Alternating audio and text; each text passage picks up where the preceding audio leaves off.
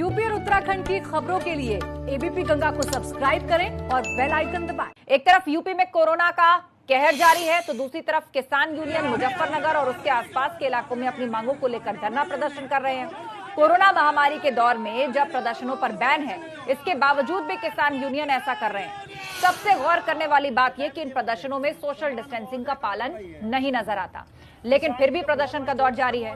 अपनी मुआवजे की मांग को लेकर किसान यूनियन का ये धरना अब सवालों के घेरे में दिख रहा है। रास्ते पे आसियां आ रहे हैं, आपके क्या कह रहे हैं? दुकानें, मकान, ये पेट्रोल पंप है, इनकी बात करो। इतना बड़ा मुद्दा थोड़ा है जितना आपने बढ़ा दिया। तो एक तरफ बढ़ते संक्रमण से सीएम चिंतित हैं, तो दूसरी तरफ गैर जरूरी भीड़ लगती है। प्रदर्शन किए जाते हैं, चाहे वो राजनीतिक दल हो या फिर एसोसिएशन हो या फिर हो यूनियन। शैलेश हमारे साथ जुड़े हुए हैं।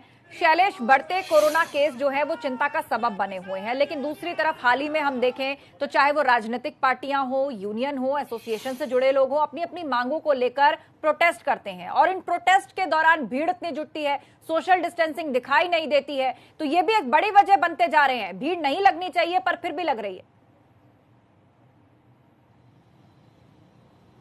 बिल्कुल, निश्चित रूप से आस्था, ये एक बड़ी चुनौती है और लगातार आप चाहे देखें कभी पॉलिटिकल यहाँ पर प्रदर्शन होते हैं, कभी किसानों के। हालांकि यहाँ एक चीज जरूर कहना चाहेंगे, जो भारतीय किसान यूनियन का कल यानी जो बीता कल है गुरुवार, उसको राजधानी लखनऊ में भी एक प्रोटेस्ट प्लान था, लेकिन उन लोगों ने सिर्फ और सिर्फ कोविड के हालात को देखते हुए अपने उस प्रदर्शन को स्थगित कर दिया। उन्होंने साफ कहा, जो यहाँ पर किसान नेता हैं हरनाम सिंह, उनकी साथ के जो यूनियन के लोग हैं, उन्होंने साफ कहा कि इस समय कोविड के हालात है, इसलिए फिलहाल हम अपने प्रदर्शन को स्थगित करते हैं। तो एक अच्छा अप्रिशिएट करने वाला कदम उनका कहा जा सकता है।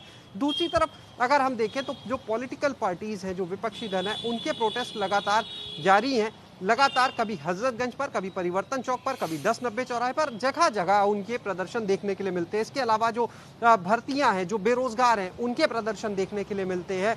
तो और जो भी प्रदर्शन देखिए होता है, निश्चित रूप से वहां पर सोशल डिस्टेंसिंग तो छोड़िए, लोगों के चेहरों पर मास्क भी नजर नहीं आते हैं।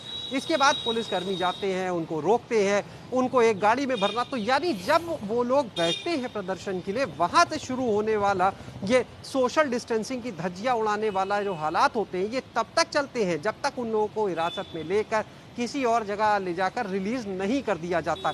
तो ये केस अपने आप बढ़ना लाजमी है। इसके अलावा बाजारों की अगर बात करें तो जो लखनऊ के ऐसे हम बात करें, वो पुराने बाजार हैं, जैसे चाहे अमीनाबाद हो, चाहे मौलवीगंज की तरफ हो, चाहे चौक की तरफ हो, तो वहां पर ग्राहक जो है अब फिर से जा रहे हैं, लेकिन सोशल डिस्टेंसिंग का पालन वहां पर भी नहीं हो रहा है। दुकानों के बाहर जो सड़कों पे दुकानें लगती थी, वो भी लगनी शुरू हो चुकी हैं।